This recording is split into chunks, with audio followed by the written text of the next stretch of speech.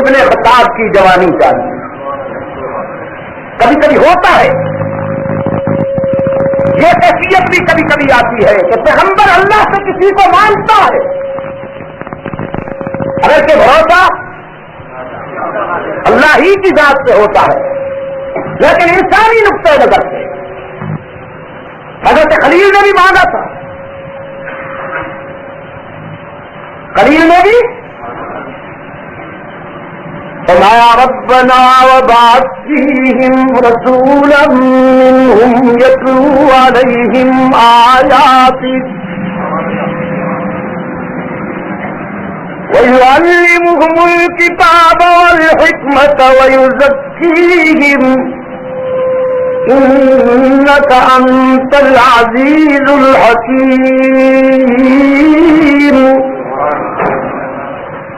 پروردگار عالم بڑے خلوص اور عقیدت کے ساتھ میں نے یہ مرکز رشد و ہدایت تعمیر کیا. اب اس میں استاد بن کر معلم بن کر آنے والا وہ آخری رسول کہ جس کی رسالت پر ایمان کا وعدہ تو نے عالم ارواح میں ہم سے لے لیا تھا, وہ بھی میری اولاد میں سے عطا کر. تو وہ کیا کرے گا یہاں آ کر؟ تعویذ گنڈا نہیں بیچے گا, جھنڈیاں لگا کے مجاور بن کے نہیں بیٹھ جائے گا, آستانہ پرستی نہیں کرے گا, دوہے قصیدے مرثیے نہیں پڑھے گا, سیف الملوک نہیں سنائے گا, میلاد اکبری جھوم جھوم کے نہیں پڑھے گا. یتلو علیہم آیاتک, اس کے در و دیوار کو تیری آیات کے انوار سے منور کرے گا. وَيُعَلِّمُهُمُ الْكِتَابَ وَالْحِكْمَةَ, اور تیرے بندوں کو کتاب و حکمت کی تعلیم دے گا. وَيُزَكِّيهِمْ, اور اس دارالعلوم میں آنے والوں کو پاک بنائے گا, ان کا تزکیہ کرے گا, ان کا تجلیہ کرے گا, ان کا تزکیہ کرے گا. جو بھی اس دارالعلوم میں آئیں گے اس معلم کے فیض نظر سے پاک بنتے جائیں گے. میری آرزو ہے در قبول سب دہے عز و شرف. یہ خلیل کی التجا تھی. پھر پتہ نہیں یاد رہے نہ رہے.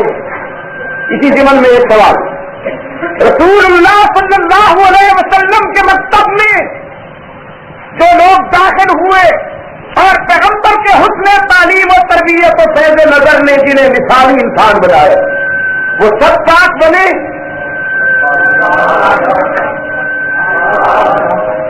یا دو چار سب پاک بنے نا؟ ہاں. اس لیے یہ جو پنچن پاک کا پروڈکشن آف ایران, لیکن ایران یہ ہے فارمولہ. اور سنی بے خبر بیچارہ جب سے سن ہوا, اس کی ڈرائنگ روم میں بھی اس کی بیٹھک میں بھی پنچتن پاک لکھا ہوا ہے. پنچتن پاک یا سب تن پاک؟ ابھی صاحبزادہ مجلس صدائے توحید و سنت کے لازم اعلیٰ صاحبزادہ عبدالرحمان قاسمی صاحب مجھ سے کہہ رہے تھے بڑے دکھ کے ساتھ, بڑے اضطراب کے ساتھ, کہ یہ جو رشد اور پاکیزگی کو سنی حلقوں میں بھی محدود کیا جا رہا ہے ایک خاص ذہنیت کے نتیجہ میں, اس بیماری کا علاج ہونا چاہیے. تو پانچ نہیں سب تن پاک, اس لیے کہ جب ہم سب تن پاک کہیں گے تو ان میں پانچ بھی آتے ہیں, لیکن اگر پانچ کہیں گے تو باقی نہیں آتے. حضرت علی پاک ہیں, جو حضرت علی کو پاک نہیں مانتا وہ خاندانی ناپاک. حضرت حسن پاک ہیں, جو حضرت حسن کو پاک نہیں مانتا مردود ہے. حسین پاک ہیں, جو حسین کو پاک نہیں مانتا وہ بھی اصلی بےمان ہے.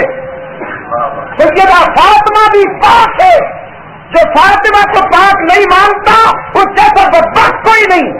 لیکن صدیق اکبر پاک نہیں ہے؟ فاروق اعظم، عثمان ذوالنورین، بلال و سلمان، حافظ الحدیث ابو ہریرہ، طلحہ و زبیر، خالد ابن ولید، سعد ابن ابی وقاص، عمرو ابن عاص اور معاویہ. تو مائی کا نام ہے کون جو صدیق و عمر، عثمان، طلحہ، زبیر، عمرو ابن عاص، سعد ابن ابی وقاص، سلمان اور بلال، ابو ہریرہ، عبد الرحمن ابن عوف اور ان نفوس قدسیہ کو پاکیزگی کے دائرے سے باہر نکالے اور پاکیزگی کو چند ایک تک محدود کرے؟ وہ ہے کون؟ سب تن پاک. دعائے خلیل اختصار کے ساتھ یہ تھی، اور ایک دعا حضرت موسیٰ کی ہے، حضرت کلیم اللہ کی ہے. صورتحال کچھ اس طرح ہے دوستو، بے و سامانی کا یہ عالم ہے کہ تنہا ہے اور ٹکرا رہے ہیں اس شر سے، اس برائی سے کہ جو اقتدار کے زیر سایہ چل رہی ہے. فرعون سے ٹکرانے کا ارادہ ہے. فرعون کا حلیہ پڑھا آپ نے؟ پڑھائے؟ اتنی بڑی داڑھی تھی اور شاید سر پہ سیاہ امامہ میں رکھتا ہوں. کل خمینی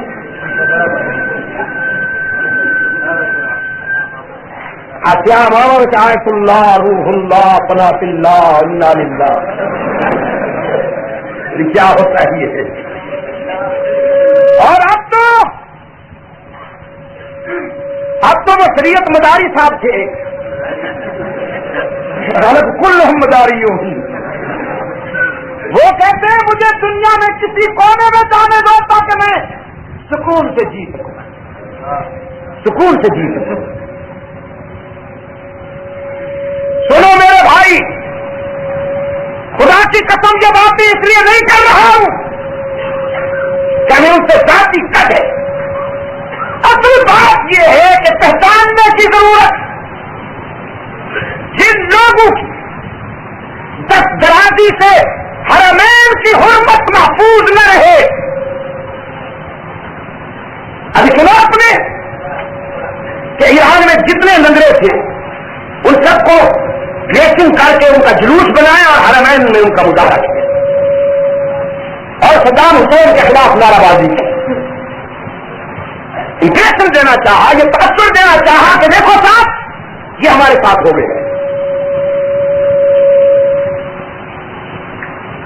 اب اللہ تعالیٰ خوش رکھے ہمارے سعودی بھائیوں کو، انہیں خدا نے بصیرت دی ہے، انہیں نظر دی ہے، اللہ نے نصیحت پر تقسیم کیا. اللہ اکبر خمینی راہبر کے نعرے لگائے، اللہ ہادی خمینی مہدی کے نعرے لگائے. انہوں نے پکڑ کے ٹھکانے لگا دیے اور وہاں جو ان کا ایک آیت اللہ تھا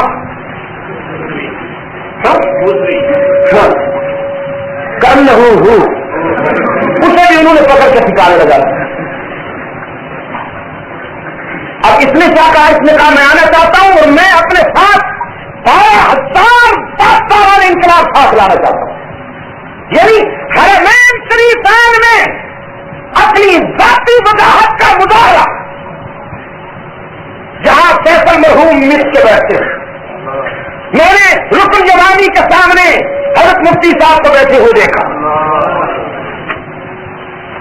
آپ یقین کیجئے دوستو، احرام باندھے ہوئے مفتی صاحب رکن یمانی کے سامنے بالکل اس طرح بیٹھے ہوتے تھے جیسے کوئی اچھا فقیر، اچھا سوالی کسی اچھے داتا کے در پہ بیٹھا.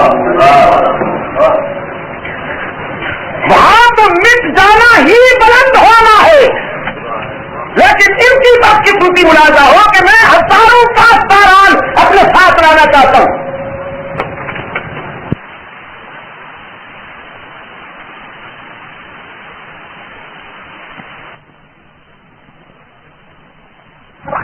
والوں میں بات کی بنے نہ بنے، وہ عرش والے کے وعدہ نصرت پر یقین رکھتے ہوئے آگے بڑھا کرتا. فرمایا رب اشرح لی صدری ویسر لی امری، میرے داتا میرے پروردگار، سب سے پہلے تو احقاق حق اور ابطال باطل کے راستے میں میرا شرح صدر فرما دے، ویسر لی امری، اور میری دستگیری بھی فرما دے، میری مشکلات کو بھی آسان کر، میرے راستے کی رکاوٹوں میں تو میرے کام آ، الہ العالمین اس راستے میں آسانیاں پیدا کر، وَاحْلُلْ عُقْدَةً مِّن لِّسَانِي يَفْقَهُوا قَوْلِي، اور میرے نطق و بیان میں بھی فصاحت و بلاغت عطا کر، وہ انداز عطا کر کہ میں جو بولتا جاؤں تیرے بندوں کے دلوں کی گہرائیوں میں اترتا جائے، وَاجْعَل لِّي وَزِيرًا مِّنْ أَهْلِي ہارون، اور میرے ہارون بھائی کو بھی میرا وزیر بنا دے، میرا رفیق کار بنا دے، اس لیے کہ تو نے اسے زبان کی قوت عطا کی، تو نے اسے فصاحت و بلاغت کی عظمت عطا کی، ہم دونوں مل کر کئی نسبحک کثیرا ونذکرک کثیرا، ہم دونوں مل کر تیری تسبیح کریں گے، تیرے نام کو بلند کریں گے، الہ العالمین یہ میری آرزو ہے، انک کنت بنا بصیرا۔ تو آپ نے دیکھا کہ ابراہیم علیہ السلام نے بیت اللہ کی آبادی کے لیے، قافلہ انسانی کی سیادت کے لیے رحمت للعالمین کی رحمت اللہ سے مانگی، فرعونی استبدادیت کے خلاف جدوجہد کرنے کے لیے حضرت موسیٰ علیہ السلام نے اپنے بھائی ہارون کی فصاحت اللہ سے مانگی، اور پھر رحمت عالم صلی اللہ علیہ وسلم نے باطل قوتوں کو مٹانے کے لیے، طاغوتی قوتوں کو ٹھکانے لگانے کے لیے ابن خطاب کی جلالت، شوکت، سطوت خدا سے مانگی۔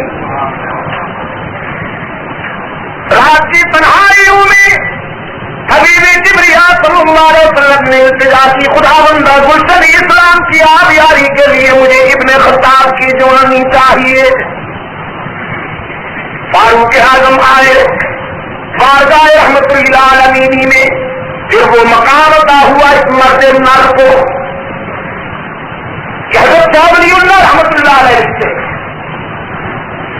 شاہ ولی اللہ رحمت اللہ تعالی علیہ لکھتے ہیں، فاروق اعظم کی شخصیت کا اگر اجمالی تجزیہ کیا جائے تو خلاصہ یہ نکلتا ہے کہ اللہ نے بیک وقت اس فرد واحد میں ہزاروں انسانوں کی خوبیاں جمع کر دی، بلے سال اللہ مستنکر میں یجمع العالم فی واحد، اور اللہ کے لیے یہ بات کوئی مشکل نہیں ہے کہ وہ فرد واحد میں کئی انسانوں کی خوبیاں جمع کر دے۔ حضرت ابراہیم علیہ السلام ایک ہے نا، لیکن قرآن کریم نے ابراہیم علیہ السلام کو پوری امت قرار دیا،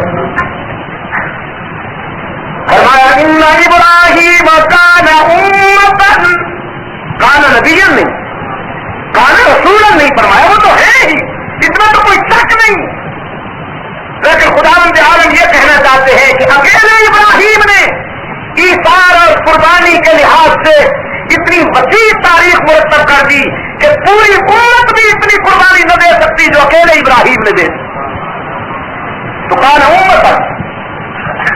فاروق اعظم رضی اللہ تعالی عنہ بھی فرد واحد ہونے کے باوجود اتنا وسیع استعداد و صلاحیت کے حامل ہیں کہ وہ ایک وقت امیر بھی ہے، وہ ایک وقت فقیر بھی ہے، وہ ایک وقت حاکم بھی ہے، وہ ایک وقت خادم بھی ہے، درویش ایسا کہ کرتے کے 17 پیبند ہیں، کلندر ایسا کہ پھٹا ہوا لباس پیدا ہوا ہے، اور سکندر ایسا کہ کسرا کی ماں مرتی ہے،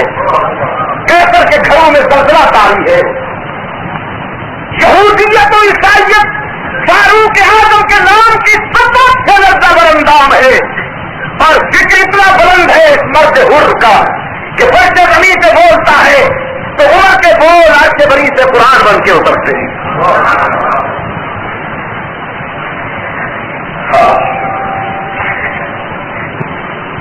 غزوہ بدر کے قیدی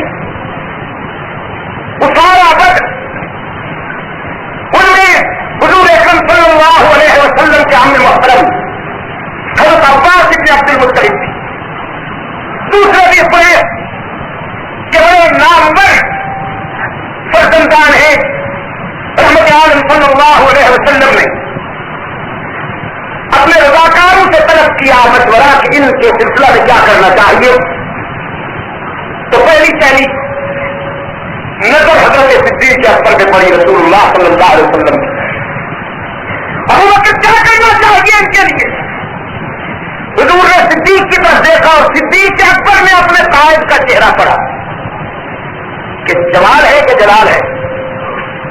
تو رسول کا چہرہ پڑھ کر صدیق کے اکبر سمجھ گیا کہ جمال ہی جمال ہے. عرض کیا اللہ کے رسول اس نے سلوک کرنا چاہیے, انہیں معاف کر دینا چاہیے. شاید ہمارے حسن سلوک کا یہ اثر ہو کہ فرزندان اسلام بن کر یہ اسلامی انقلاب کے کام آئے. یہ رائے ہے کہ ان کے ساتھ حسن سلوک کیا جائے. اب نگاہ نبوت فاروق اعظم کی طرف اٹھی. فاروق اعظم رضی اللہ تعالیٰ عنہ کی آنکھوں میں غیرت و جلالت کی سرخی امڈ آئی اور اب کی اللہ کے رسول میرا مشورہ یہ ہے کہ ان میں سے فلاں میرا رشتہ دار ہے وہ میرے حوالے کر دی, وہ فلاں قریش ہاشمی حضرت علی کا عزیز ہے وہ ان کے حوالے کر دی. ہم میں سے جو جو ہمارے عزیز ہیں وہ ہمارے حوالے کر دیجیے. رحمت عالم صلی اللہ علیہ وسلم نے فرمایا آپ کیا کریں گے؟ فاروق اعظم نے عرض کیا ہم آپ کے سامنے ان کے سر قلم کر کے دکھائیں گے.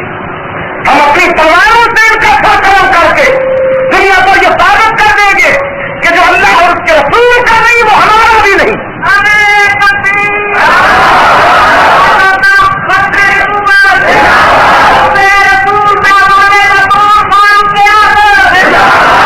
یہ خونی رشتے کیا ہوتے ہیں, یہ نسلی اور خاندانی تعلق کیا ہوتا ہے.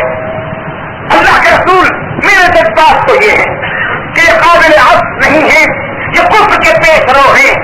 آج بھی ان کا دامن نچوڑا جائے تو ہمارے مظلوم بھائیوں کا خون ٹپکے گا.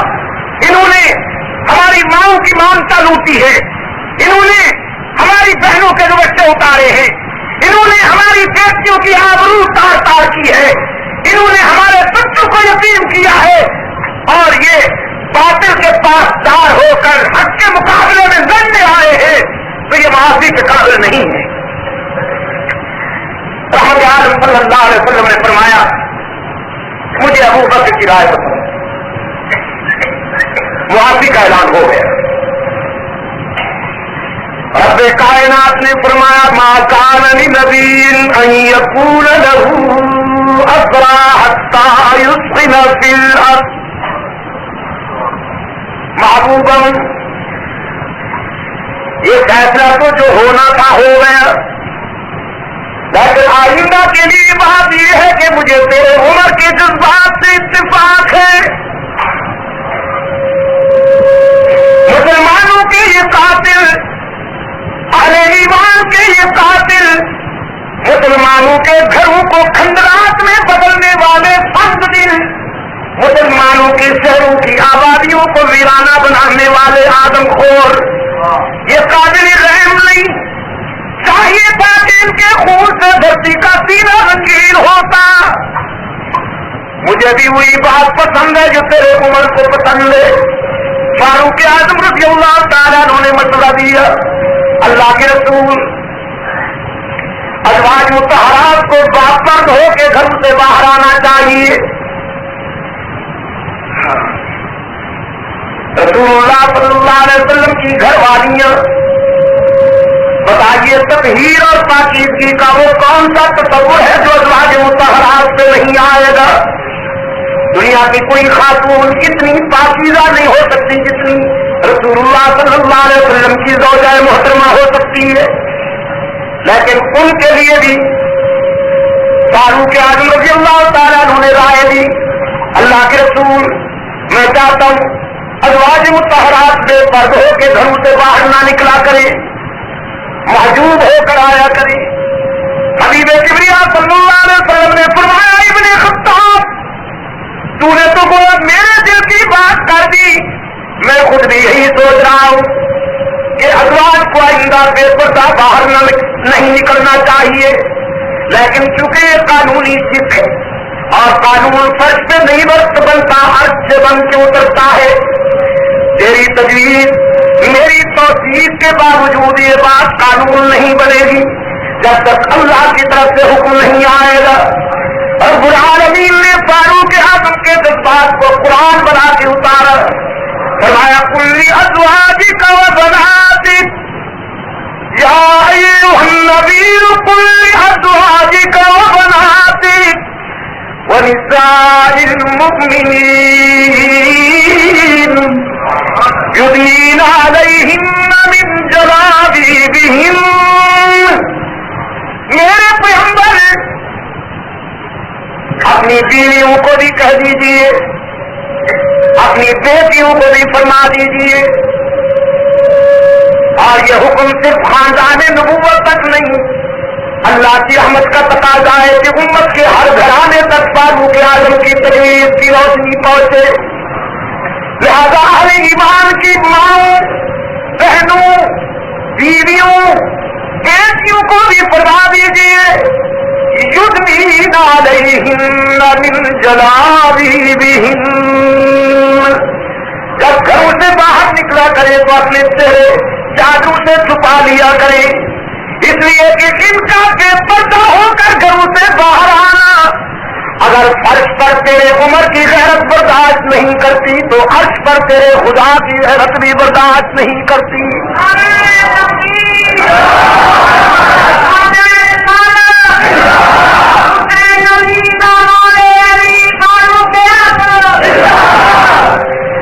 قیامت تک بناتے اسلام قیامت تک جب تک پردے کی نعمت سے مالا مال رہیں گی، فاروق اعظم کی یادیں تازہ ہوتی رہیں گی۔ اور اہل نظر سے ایک بات کہتا ہوں، مشاہدہ کر لیجیے، سوسائٹی کو دیکھ لیجیے، شرعی پردہ وہاں نہیں ملے گا جہاں فاروق اعظم کی عقیدت کے چراغ روشن نہیں ہوں گے، فاروق اعظم کی محبت کے چراغ جہاں روشن ہوں گے شرعی پردہ بھی وہیں ملے گا۔ اور اس دن جبھی ہوٹل کراچی میں شہر قرآن کانفرنس کی عظمت قرآن کانفرنس جس قسم کا عنوان تھا، اس میں ایک تجزیہ ہو گیا تھا، میں وہ دہراتا ہوں علماء کے سامنے کہ قرآن اور صحابہ لازم و ملزوم ہے، قرآن اور صحابہ لازم و ملزوم ہے۔ یہ وجہ ہے کہ ان کے دوست بھی مشترک ہیں، ان کے دشمن بھی مشترک ہیں، ان کے سینوں میں صحابہ کی محبت نہیں ہوگی، قرآن بھی ان سینوں میں کبھی نہیں جائے گا۔ باہر رہتے ڈیرا لگائیں گے، راوی کہتا ہے آ رہے ہیں نا راویہ کا سیلاب، راوی کا سیلاب آیا، اگرچہ موسم گزر چکا ہے اور یہ راوی کا سیلاب یہی ہوا کرتا ہے، گھر بے بول من جایا کرتا ہے۔ راوی کہتا ہے راوی کے سر منڈتے جائیں گے اور جو جی میں آئے گا کہتے جائیں گے، اور ہم کہا کرتے ہیں راوی کی مار سے بچو بابو، راوی کی مار سے بچو، جب یہ جوش میں آتا ہے تو بستیاں بہا کے لے جاتا ہے۔ پنجاب کا راوی اور تاریخ کا راوی جب جوش میں آتا ہے تو ایمان بگاڑ کے رکھ دیتا ہے، یہ ایمان بگاڑا ہے تاریخ کا راوی۔ پتہ نہیں کچھ سمجھ میں آئی ہے آپ کے کہ نہیں؟ جن سینوں میں صحابہ کی محبت نہ ہوگی قرآن کبھی ان سینوں میں نہیں جائے گا۔ جن سینوں میں صحابہ کی محبت کے چراغ روشن ہوں گے قرآن الحمد سے والناس تک ڈیرے لگا لینا. اور آگے چل کر جنہیں صحابہ کے کردار پر اعتماد نہیں وہ قرآن کو بھی غیر محفوظ کہتے ہیں. کہتے کہ نہیں کہتے؟ مسٹر خمینی نے بھی لکھا اپنی توضیح المسائل میں کہ ولایت علی کے سلسلے میں جو آیات تھیں وہ کسی درگر ہو گئی. ہمارا ایمان ہے الحمدللہ کہ قرآن محفوظ تھا، محفوظ ہے اور حد تک محفوظ رہے گا. اس میں کوئی تبدیلی نہیں کر سکتا. لیکن اس کی حفاظت کی ذمہ داری اللہ نے دی. لیکن اگر کوئی یہ کہتا ہے کہ قرآن میں کچھ آیتیں نکالی گئی، کچھ آیتیں ڈالی گئی، تو اصل میں یہ بغض صحابہ کی بات ہے. کیونکہ صحابہ کرام نے ڈوب کر قرآن کو اپنایا تو قرآن نے بھی صحابہ کرام کو خوب اپنے دامن میں سنبھالا. فاروق اعظم رضی اللہ تعالیٰ عنہ کی محبت جہاں ہوگی وہیں آپ کو شرعی پردے کی روشنی نظر آئے گی. اس لیے کہ یہ اسی مرد نر کی تجویز سے نعمت نصیب ہوئی امت مسلمہ. جناب فاروق اعظم رضی اللہ تعالیٰ عنہ نے تجویز کی اللہ کے رسول مقام ابراہیمی پر نوافل ہونی چاہیے. طواف کے دوران رسول اللہ صلی اللہ علیہ وسلم نے دیکھا فاروق اعظم مقام ابراہیمی پہ کھڑے ہیں اور سوچتے جا رہے ہیں. رحمت عالم صلی اللہ علیہ وسلم نے فرمایا ابن خطاب کیا چاہتے ہو؟ عرض کیا اللہ کے رسول مقام ابراہیم پہ جب آتا ہوں تو جی چاہتا ہے کہ میں بھی خلیل کی تقلید میں یہاں سجدے کروں. یہی تو وہ مقام ہے جہاں ابراہیم اپنی زمین کی نیاز مندیاں اللہ کے حضور پیش کیا کرتے تھے. رحمت عالم صلی اللہ علیہ وسلم نے فرمایا ابن خطاب آپ چاہتے میں کیوں نہیں چاہتا؟ میرے تو دادا ہی ابراہیم جس طرح میں نے تجھے خدا سے مانگا تھا مجھے بھی ابراہیم علیہ السلام نے اللہ سے مانگا، میرا بھی جی چاہتا ہے. فاروق اعظم نے فرمایا حضور جب آپ بھی یہی چاہتے تو پھر رکاوٹ کون تھی؟ آئیے مل کر یہاں سجدے کریں. رحمت عالم صلی اللہ علیہ وسلم نے فرمایا بات پھر وہی ہے. آپ کی تمنا اور میری آرزو کے باوجود مقام ابراہیم پر اللہ کے حضور سجدے اس وقت تک نہیں ہو سکیں گے جب تک اللہ کی طرف سے اجازت نہ آ جائے. رب العالمین کی طرف سے فاروق اعظم کی تمنا قرآن بن کے آئی. فرمایا واتخذوا من مقام ابراہیم مصلی. میرے پیغمبر اپنی فاروق کو تو اجازت دے دیجیے اور ساری امت کے لیے یہ قانون سنا دیجیے کہ جب بھی کوئی میرے گھر کے طواف کے لیے آئے جب تک فاروق اعظم کی تجویز اور فاروق کے ذوق عبادت کی اتباع میں مقام ابراہیم پر سجدے نہیں کرے گا اس وقت تک میں ہر کی کامیابی کی سند ہی نہیں دوں گا. اس وقت سے سجدے شروع ہوئے، آج بھی ہو رہے، قیامت تک ہوتے رہیں گے اور فاروق اعظم کے فکر رسا کا اندازہ ہوا کرے گا. فاروق اعظم رضی اللہ تعالیٰ عنہ نے ابن ابی کے نماز جنازہ کے وقت رحمت عالم صلی اللہ علیہ وسلم کی خدمت میں عرض کیا. ابن ابی کو تو جانتے ہیں آپ، ابن ابی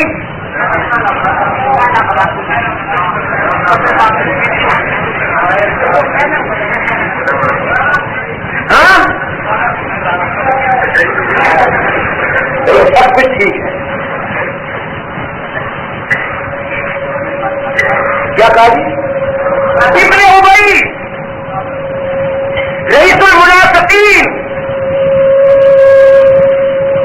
اور آپ کو یاد ہوگا میں نے تو پچھلے سال کہا تھا سب خمینی. اس لیے کہ سب سے پہلے حضرت عائشہ رضی اللہ تعالیٰ عنہا کی عزت پر انگلی اٹھانے والا یہی بچہ جس کی الزام تراشیوں بہتان تراشیوں کے نتیجہ میں مریم اسلام صدیقہ بنت صدیق حضرت عائشہ رضی اللہ تعالی عنہا کئی راتیں روتی رہی. موت کا وقت آیا, موت تو آتی ہے. قرآن کہتا ہے انما تکونوا یدرککم الموت ولو کنتم فی بروج مشیدہ. جتنی ہو سکتی ہے مضبوط دیواریں بنا لو, جتنی بلند لے جا سکتے ہو لے جاؤ, سب کو روک سکتے ہو لیکن اسرائیل کو نہیں روک سکو گے. وہ اپنے وقت پہ تشریف لے آئے گا اور ضرور کارروائی ڈال کے جائے گا.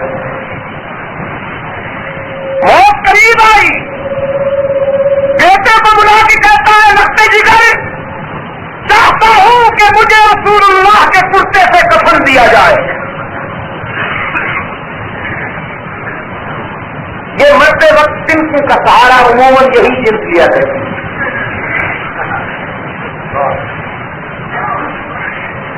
رسول اللہ صلی اللہ علیہ وسلم کی قمیص لے آنا اور اس سے میرا کفن تیار کرنا, اور میری نماز جنازہ کے لیے بھی امام الانبیاء تیار کرنا کہ وہ پڑھے.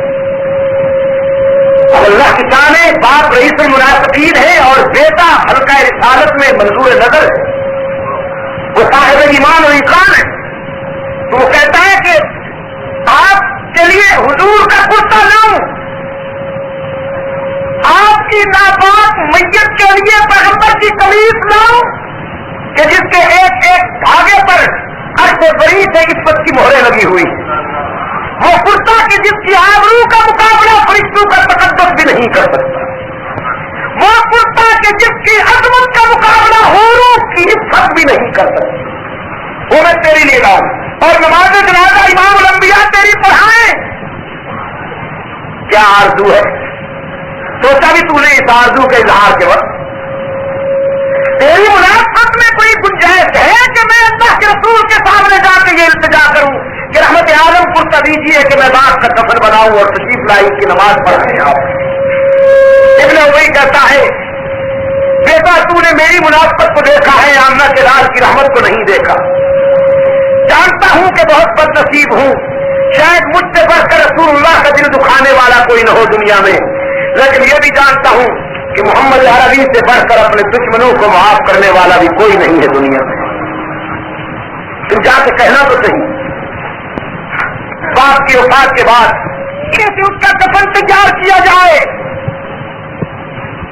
اور یہ بھی کہا تھا کہ نماز جنازہ بھی آپ پڑھائیں. رحمت آدم صلی اللہ علیہ وسلم نے فرمایا اگر تیرے بات کے خیال کے مطابق میرے کرتے کی وجہ سے اس کی جہنم جنت میں بدل سکتی ہے تو لے جاؤ میرا کرتا, اور میری نماز جنازہ پڑھانے سے اگر اس کی نجات ہو سکتی ہے تو تیاری کرو, میں نماز جنازہ پڑھانے کے لیے بھی آ رہا ہوں. مدینہ کی آبادی سمٹ سمٹ کر جنازہ کہاں آئی, اور رحمت عالم صلی اللہ علیہ وسلم نماز جنازہ پڑھانے کے لیے چوئی آگے بڑھے. عدل و جلالت کا بادشاہ فرد غیرت میں آنسو بہاتا ہوا ابن خطاب آگے بڑھتا ہے اور عرض کرتا ہے اللہ کے رسول آپ جانتے ہیں اسے, یہ جس کی نماز جنازہ پڑھا رہے ہیں آپ, یہ وہی بے ایمان ہے جس نے مسجد کے مقابلے میں کیا بنایا, یہ وہی ظالم ہے جس نے دوستی کے عنوان سے دشمنی کی, یہ وہی ظالم ہے کہ کلمے تو لمبے لمبے پڑھتا تھا, لمبے لمبے, لیکن دل میں آپ کا بغض رکھتا تھا. محبوب خدا سب کچھ معاف کیا جا سکتا ہے اس ظالم کا, لیکن اس کی وہ غلطی وہ ظلم تو قابل معافی نظر نہیں آتا. ادھر اس نے ام المومنین حضرت عائشہ رضی اللہ تعالیٰ عنہا پر الزام لگایا تو ہماری مادر محترمہ کئی راتیں روتی رہی ہے. آج آپ اس کی نماز جنازہ پڑھائیں گے تو سیدہ عائشہ کی غیرت پہ کیا گزرے گا. رحمت عالم صلی اللہ علیہ وسلم نے فرمایا عمر تم غیرت کی باتیں کرتے ہو, میری رحمت کا تقاضا ہے, میں نماز جنازہ پڑھانے کا فیصلہ کر چکا ہوں. پیغمبر کا جواب چونکہ فیصلہ کن ہے، ابن خطاب ہٹ گئے، نماز جنازہ ہو گئی، رب العالمین کی طرف سے نقد پیغام آیا، پیغام کروں رب العالمین کی طرف سے فاروق اعظم کی غیرت قرآن بن کے آئی اور فرمایا لا تصلی علی احد منهم مات ابدا، میرے پیغمبر آج تو جو ہونا تھا ہو گیا، لیکن آج کے بعد مجھے بھی تیرے عمر کی غیرت سے اتفاق ہے، ان منافقین میں سے کوئی بھی مر جائے تو ان کی نماز جنازہ پڑھانے کی آپ کو اجازت نہیں، صرف نماز جنازہ ہی نہیں، ولا تقم علی قبری، اگر قبرستان میں سے کسی منافق کی قبر سے گزر ہو جائے تو اس کے لیے دعائے مغفرت کی بھی اجازت نہیں، جو تیری عائشہ کی محبت اپنے دل میں نہیں رکھتا وہ میرا بھی نہیں تیرا بھی نہیں۔ فاروق اعظم رضی اللہ تعالیٰ عنہ کی غیرت قرآن بن گئی کہ نہیں؟ اور پھر اب بات آ گئی ہے تو وہ بھی کرتا جائے۔ سیدہ عائشہ رضی اللہ تعالیٰ عنہ پر جب کسی گروپ کی الزام تراشیوں کی وجہ سے غم و حزن کے پہاڑ ٹوٹے تو سیدہ عائشہ رضی اللہ تعالیٰ عنہ رو رہی ہے، سجدے میں سر جھکائے ہوئے، ادھر حبیب کبریا صلی اللہ علیہ وسلم نے اپنے رضاکاروں کا ہنگامی اجلاس بلایا، ان سے مشورہ لیا اس سلسلے میں کیا کرنا چاہیے۔ صحابہ میں سے ایک آواز آئی، اللہ کے رسول اگر آپ زیادہ کبیدہ خاطر اور رنجیدہ ہیں تو پیغمبر کو بیویوں کی کمی تو نہیں، عائشہ کو آزاد کر دیجیے۔ بس اس آواز کے آتے ہی فاروق اعظم رضی اللہ تعالیٰ عنہ آنسو کی برسات میں کھڑے ہوئے اور عرض کیا اللہ کے رسول یہ فیصلہ تو بالکل آخری ہے، آپ پہلے یہ بتائیے کہ اس مظلومہ کو آپ کی بیوی بنا کے آپ کے گھر بھیجنے والا کون ہے؟ یہ رشتہ کس نے آپ کے لیے منتخب کیا؟ حبیب کبریا صلی اللہ علیہ وسلم نے انگلی آسمان کی طرف اٹھا دی، یہ خاموش مگر جامع جواب تھا کہ یہ انتخاب تو پروردگار عالم کا ہے۔ انگشت رسالت آسمان کی طرف اٹھی اور فاروق اعظم کی تلوار نیام سے نکل آئی۔ فاروق اعظم نے فرمایا عائشہ کے دشمنوں کو تم میری تلوار کے حوالے کیجیے، ان سے میں نمٹ لوں گا۔ عائشہ کو آپ کے گھر سے نکالنے کا اختیار بھی اسی ذات کو ہے جس نے سوچ سمجھ کی صفیفہ کو آپ کے گھر میں بھیجا۔ رحمت عالم صلی اللہ علیہ وسلم کے چہرے انور پر پھول کھل اٹھے، صبح شہادت نمودار ہوئی، راحت و مسرت کی روشنی حضور کی زمین اطہر پر شروع ہو گئی اور انتہائی رفت کے ساتھ رحمت عالم نے فرمایا جزاک اللہ ابن خطاب، او خطاب کا بیٹا تجھے اللہ جزائے خیر عطا کرے کہ تو نے میرا سارا حزن و ملال ختم کر دیا۔ رحمت عالم صلی اللہ علیہ وسلم یہاں سے اٹھ کر صدیق اکبر کے گھر آئے۔ کس کے گھر آئے؟ راولپنڈی کے دوست۔ رحمت عالم صلی اللہ علیہ وسلم کو موجود پایا، حضور نے پہلا سوال کیا میری عائشہ کہاں ہے؟ جناب سیدہ عائشہ رضی اللہ تعالیٰ عنہ کی والدہ فرمانے لگی میری بیٹی تو اسی دن سے آنسو میں ڈوبی ہوئی ہے۔ میرے آقا عائشہ تو سجدے میں ہر وقت روتی رہتی ہے، کچھ کہتی نہیں، کسی سے بات نہیں کرتی، اور سیدہ عائشہ فرماتی ہے میں سن رہی تھی اپنی والدہ اور اپنے آقا کی باتیں، میرا جی چاہا کہ اٹھوں اور رسول اللہ کے دامن سے چمٹ کر خوب روؤں، لیکن پھر ضمیر نے میرے قدم روکے کہ جس کی عدالت میں رزق کی ہے وہاں سے فیصلہ تو ہو لینے دے، اللہ کے در کو چھوڑ کے ادھر کیوں جاؤں۔ حبیب کبریا صلی اللہ علیہ وسلم قریب آئے، فرمایا ابو بکر کی بیٹی آج اپنی صفائی میں کچھ کہنا چاہتی ہو تو سننے کے لیے آیا ہوں. حضرت عائشہ فرماتی ہیں اب تو میرے غم کا پیمانہ لبریز ہوا اور روتے ہوئے کہا اشکو بسی وحزنی اللہ. وہی کیفیت آج میری جو حضرت یوسف سے بات کی تھی. میں تو ابو یوسف کی طرح ہوں کہ اگر اپنی صفائی میں کچھ کہوں بھی تو لوگوں نے کب ماننا ہے. میرے آقا میرے محبوب میں نے جو کچھ کہنا تھا علیم بذات الصدور کو کہہ چکی ہوں, اس کے سوا کسی کو کچھ کہنا نہیں چاہتی. رحمت عالم صلی اللہ علیہ وسلم نے فرمایا تیرے بیٹے نے بھی تیری نسل وہی بھیج دی ہے اور میں بھی اسی کے فیصلے کا منتظر ہوں, تو بھی اسی کے فیصلے کو انتظار کر. رب العالمین کی بارگاہ سے کیا فیصلہ ہوتا ہے. حضرت عائشہ رضی اللہ تعالیٰ عنہا فرماتی ہیں میں سوچنے لگی کہ وہ تو بڑی بے نیاز ذات ہے, نہ معلوم کب اس کی بارگاہ سے فیصلہ آئے گا. لیکن اب جو میں نے نظر اٹھا کے دیکھا تو مجھے رسول اللہ صلی اللہ علیہ وسلم کی زمین پر پسینے کے حسین قطرے نظر آئے اور حضور کے جسم پر وہ کپکپی محسوس ہوئی جو وہی کی کیفیت ہوا کرتی تھی. رحمت عالم صلی اللہ علیہ وسلم نے چادر اوڑھ لی اور میں سمجھ گئی کہ رابطہ قائم ہو گیا ہے. کچھ دیر تک وہی کی کیفیت رہی, پھر رحمت عالم صلی اللہ علیہ وسلم نے اپنے چہرہ سے چادر ہٹائی اور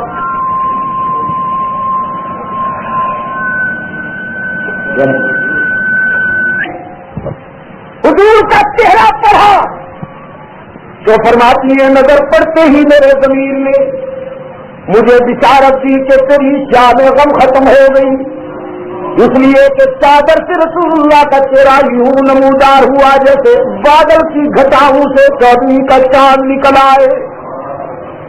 رحمت عالم صلی اللہ علیہ وسلم نے فرمایا ابو بکر کی بیٹی او حمیرہ میں تجھے خوشخبری دیتا ہوں کہ اللہ نے تیری برات کا اعلان کر دیا اور یہ تیری انفرادیت عائشہ کہ جب حضرت موسیٰ پر الزام لگا تو ایک عورت وکیل بنائی گئی, جب حضرت یوسف پر الزام لگا تو ایک لڑکا وکیل صفائی بنا, جب حضرت مریم پر الزام لگا تو عیسیٰ وکیل صفائی بنے. یہ تیرا مقدر ہے کہ جب تجھ پر الزام لگا تو خود خدا وکیل صفائی بنا.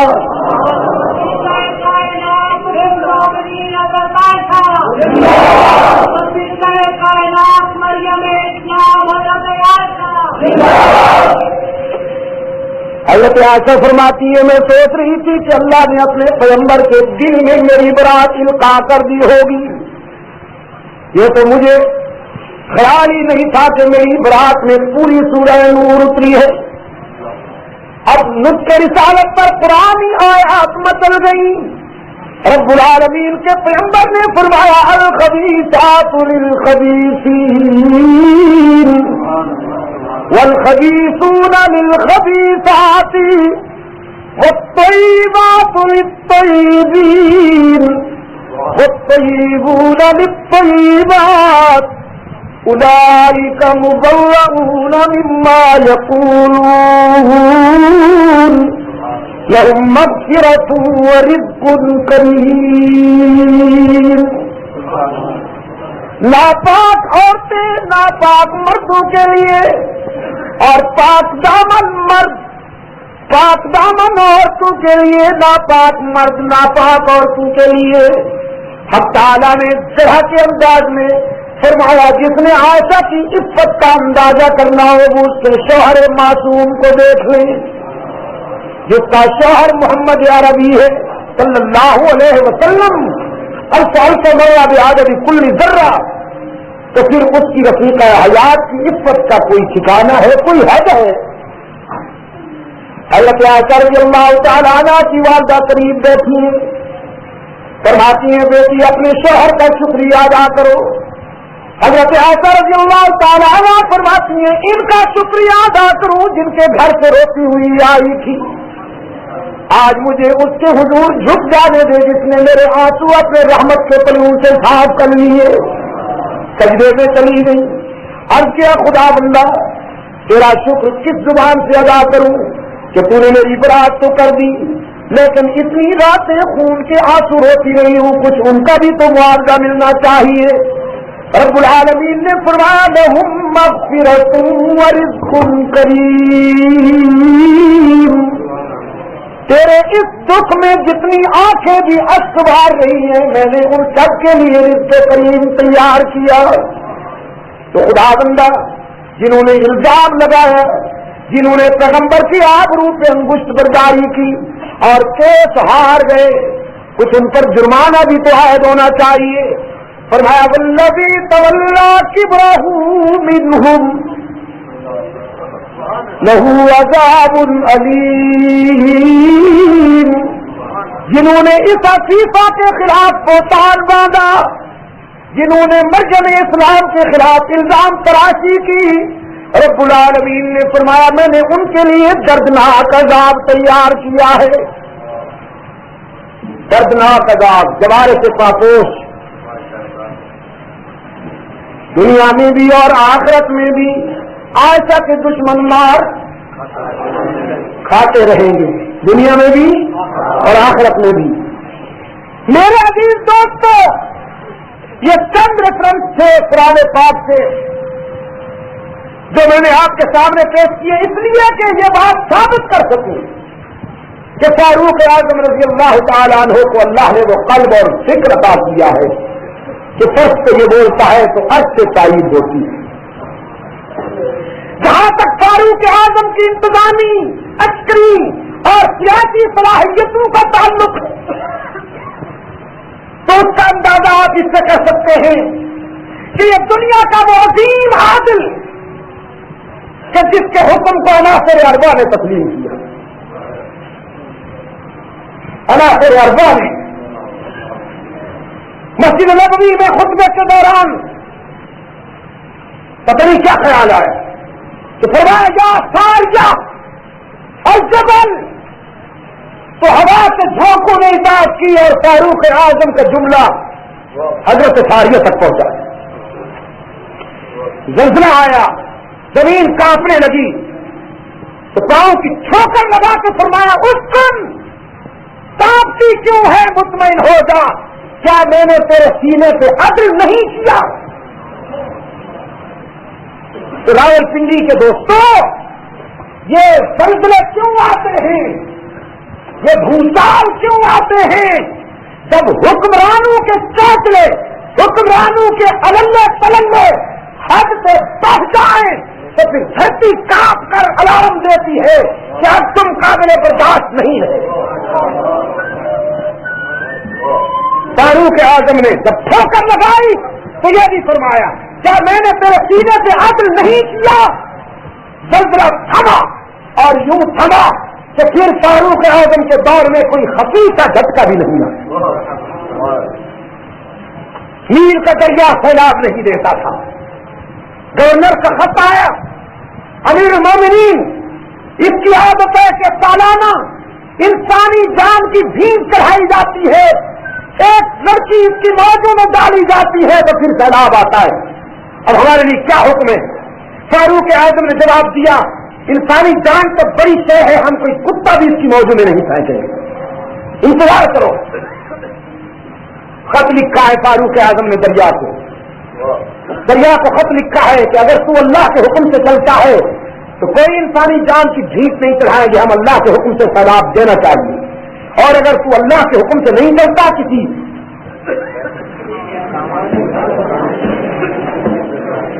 کسی پاکستانی حاجت روا کارساز کے حکم سے چلتا ہے تو تیرے ایک قطرے کی بھی ضرورت نہیں ہمیں۔ فاروق اعظم رضی اللہ تعالیٰ عنہ کا خط آیا ہے دریائے نیل کے نام۔ علامہ ابن جوزی رحمۃ اللہ علیہ لکھتے ہیں کہ ہزاروں کی تعداد میں یہودی اور عیسائی یہ منظر دیکھنے کے لیے دریائے نیل کے کنارے پہ آئے کہ کیا یہ ممکن ہے کہ انسانی تاریخ دریا کی موجوں پہ اثر انداز ہو۔ جب گورنر نے بسم اللہ الرحمن الرحیم کہہ کر وہ خط دریا میں پھینکا ہے تو دیکھنے والے ابھی وہیں کھڑے تھے کہ سیلاب ملا اور گھٹنوں پانی نے وہ واپس لوٹے۔